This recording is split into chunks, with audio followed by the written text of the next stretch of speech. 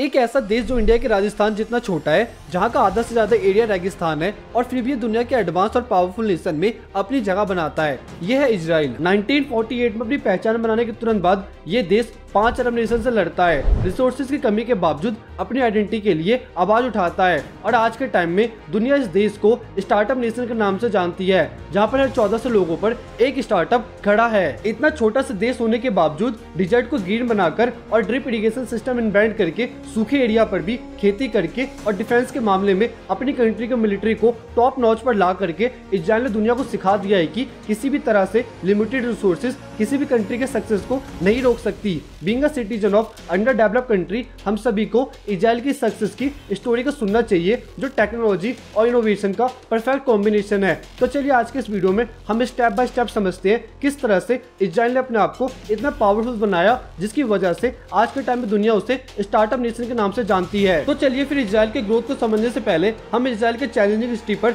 एक छोटा सा नजर डालते हैं। 14 मई 1948 को इजराइल एक नए देश के रूप में बना। उसी दिन अमेरिकी प्रेसिडेंट हैरी एस ट्रूमन ने इस नए देश को ऑफिशियली सपोर्ट किया और एक अलग पहचान दी। ये एक हिस्टोरिकल मूवमेंट था, लेकिन इजराइल के सामने चैलेंजेस का एक बहुत ही बड़ा पहाड़ खड़ा था। सिर्फ एक दिन के अंदर ही आसपास के अरब देश इजिप्ट, जॉर्डन, सीरिया, लेबनान और इराक ने इजराइल पर हमला कर दिया। ये कॉन्फ्लिक्ट 1948 अरब इजरायली वॉर के नाम से जाना जाता है। इसी के साथ इनिशियल डेज में इजराइल को और भी बहुत सारे चैलेंजेस फेस करने पड़े, जिसमें से एक था लैंड और रिसोर्सेज की कमी। इजराइल के सामने सबसे बड़ा चैलेंजेस था लैंड और रिसोर्सेज की कमी। उसका 90% एरिया डेजर्ट है, जिसकी वजह से वहां पर खेती करना लगभग इम्पॉसिबल लगता था और ऊपर से फ्रेश वाटर की कमी थी, जिसकी वजह से चीजें और भी मुश्किल थी और ऊपर से आसपास के देशों की दुश्मनी ने इजराइल के लिए डेवलपमेंट का रास्ता लगभग बंद कर दिया था। इमिग्रेशन का प्रेशर। 1948 के बाद लाखों ज्यूस रिफ्यूजी इजराइल आए। ये लोग नाजी जर्मनी और वर्ल्ड वॉर 2 से बचकर आए थे।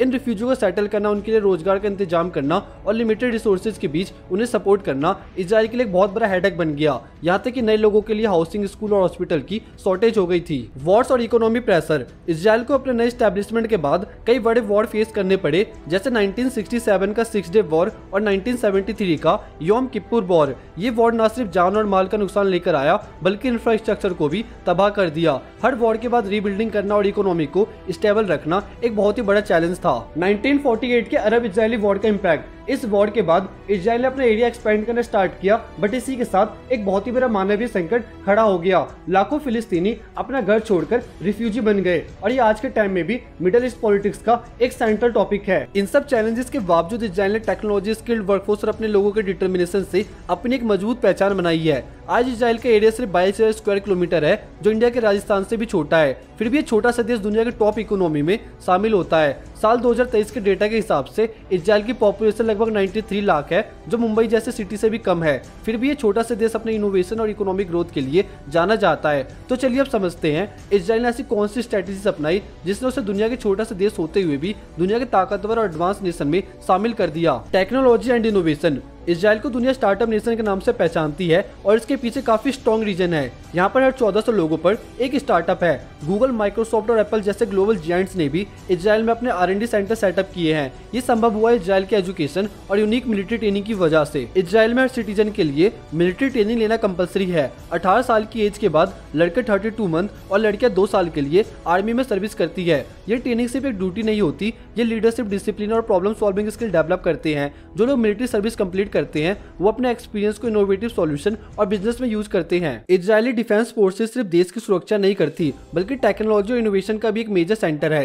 IDF के एक्स सोल्जर अपने मिलिट्री ट्रेनिंग को स्टार्टअप और टेक्नोलॉजी प्रोजेक्ट में अप्लाई करते हैं। इसका एक परफेक्ट एग्जांपल है वेज, जो कि एक नेविगेटिंग ऐप है जो पहले इजराइल में डेवलप हुआ और आज गूगल का हिस्सा है। Research and development investment. Israel अपने GDP का 6% रिसर्च एंड डेवलपमेंट यानी कि R&D में इन्वेस्ट करता है, जो दुनिया का सबसे ज्यादा है। वह इंडिया अपने GDP का सिर्फ 0.65% ही R&D में इन्वेस्ट करता है। इस इन्वेस्टमेंट का एक बड़ा हिस्सा टेक्नोलॉजी और डिफेंस इनोवेशन पर लगाया जाता है, जो इजराइल के रैपिड ग्रोथ का एक मेजर फैक्टर है। ये combination of compulsory army training और technology oriented based education system, साथ में R&D पर हर साल एक अच्छा खासा इन्वेस्टमेंट करना, ये सब चीज मिला करके इजराइल को एक बहुत बड़ा एडवांटेज देता है। Agriculture miracle. इजराइल का एग्रीकल्चर सिस्टम दुनिया के लिए एक इंस्पिरेशन है और इसका फाउंडेशन है डिजर्ट एग्रीकल्चर। ये देश अपने ड्राई लैंड को प्रोडक्टिव बनाने के लिए इनोवेटिव मेथड अडॉप्ट करता है। सबसे बड़ा कंट्रीब्यूशन इसका ड्रिप इरिगेशन सिस्टम है, जो एक इजरायली इन्वेंशन है। ये सिस्टम डायरेक्टली रूट तक पानी को पहुंचाता है। वेस्ट को मिनिमाइज करता है और क्रॉप्स की प्रोडक्टिविटी को मैक्सिमाइज करता है। इजराइल के अरावा वैली जैसे सूखे रीजन पर भी इजराइल ने फार्मिंग करके दिखाया है और इसे लोग इजराइल का सिलिकॉन वैली भी कहते हैं। आज इजराइल अपने एडवांस टेक्नोलॉजी की वजह से सिर्फ सेल्फ सफिशिएंट नहीं हुआ, बल्कि अपने एग्रीकल्चर प्रोड्यूस जैसे फ्रूट और वेजिटेबल को दुनिया भर में एक्सपोर्ट करता है। फूड एंड एग्रीकल्चर ऑर्गेनाइजेशन की रिपोर्ट के मुताबिक इजराइल ने एग्रीकल्चर की प्रोडक्टिविटी में हर साल ग्रोथ दिखाया है और ये बाकी ड्राई रीजन के लिए एक रोल मॉडल बन गया है। Defence industry a global leader. Israel की डिफेंस इंडस्ट्री दुनिया की सबसे एडवांस और रिलायबल सिस्टम में से एक है। इसका Iron Dome missile defence system एक ऐसी टेक्नोलॉजी है जो एनिमी रॉकेट और मिसाइल को हवा में डिस्ट्रॉय कर देती है और इजराइल के लोगों को हर अटैक से बचाकर रखती है। ये सिस्टम हर दिन की डेंजरस सिचुएशन में भी काम करता है और इसका सक्सेस रेट ऑलमोस्ट 90% से भी ज्यादा है। इसके अलावा इजराइल अपने डिफेंस इक्विपमेंट का एक्सपोर्ट करके भी काफी पैसे कमाता है। साल 2022 में इजराइल का डिफेंस एक्सपोर्ट $12.5 बिलियन था, जो यूएसए और इंडिया जैसे बड़े कंट्रीज को किया गया था। इसके अलावा इजराइल की डिफेंस टेक्नोलॉजी दुनिया भर के देशों के लिए एग्जाम्पल है कि लिमिटेड रिसोर्सेज के साथ भी इनोवेशन और प्लानिंग से कैसे सक्सेसफुल डिफेंस पावर बिल्ड की जा सकती है। एजुकेशन और स्किल्ड वर्कफोर्स इजराइल का ट्रू बैकबोन है। इजराइल का एजुकेशन सिस्टम दुनिया के मोस्ट एडवांस सिस्टम में से एक माना जाता है। यहाँ का लिटरेसी रेट ऑलमोस्ट 94% है, जो ये दिखाता है कि यहाँ एजुकेशन को कितनी ज्यादा इंपॉर्टेंस दी जाती है। यहाँ का फोकस सिर्फ थ्योरेटिकल नॉलेज पर नहीं, प्रैक्टिकल स्किल और इनोवेशन पर भी होता है, जो डायरेक्टली हर इंडस्ट्री को इम्पैक्ट करता है। हेब्रू यूनिवर्सिटी ऑफ जेरूसलम और टेक्नियोर इजराइल इंस्टीट्यूट ऑफ टेक्नोलॉजी जैसे इंस्टीट्यूट दुनिया भर के टॉप इंस्टीट्यूशन में शामिल है। ये इंस्टीट्यूट न सिर्फ टॉप नॉच एजुकेशन प्रोवाइड करते हैं, बल्कि वर्ल्ड क्लास रिसर्च और पेटेंट में भी लीड करते हैं। टेक्नियोन, जो इजराइल का MIT माना जाता है, ऐसे स्टूडेंट प्रोड्यूस करता है जो डिफेंस, एग्रीकल्चर और टेक्नोलॉजी के सेक्टर में नेक्स्ट लेवल काम करते हैं। ये हाईली एजुकेटेड और स्किल वर्कफोर्स इजराइल की इकोनॉमिक ग्रोथ का एक बड़ा रीजन है। स्किल प्रोफेशनल की वजह से टेक्नोलॉजी एक्सपोर्ट, डिफेंस टेक्नोलॉजी और एग्रीकल्चर इनोवेशन पॉसिबल हुआ है, जो हर साल इजराइल के GDP में सिग्निफिकेंट ग्रोथ कंट्रीब्यूट करता है। ये देश अपने स्मॉल साइज के बावजूद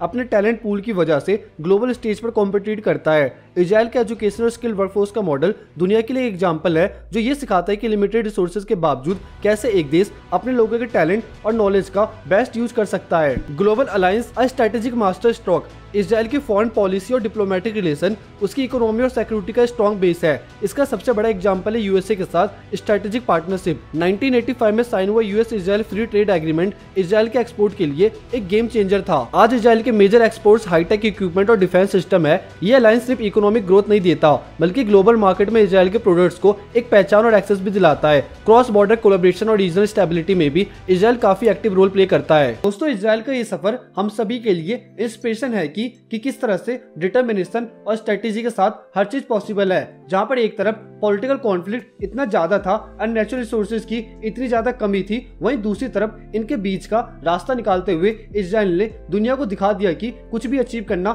इम्पॉसिबल नहीं है। बाकी इसके बारे में आप क्या सोचते हो, मुझे कमेंट सेक्शन में जरूर बताइएगा। और इस पूरे वीडियो में से आपको कौन सा पॉइंट सबसे बढ़िया लगा, मुझे कमेंट सेक्शन में जरूर बताइएगा। और ऐसे इंफॉर्मेटिव वीडियो के लिए मेरे चैनल को सब्सक्राइब जरूर करिएगा और जाते जाते अपने स्टेट का नाम लिख के जरूर जाइएगा, क्योंकि मेरी नेक्स्ट वीडियो के रिसर्च में बहुत ज्यादा हेल्प करेगा। मिलते हैं कुछ टाइम बाद एक और इंटरेस्टिंग वीडियो के साथ। जब तक के लिए bye and take care and don't forget to share this video.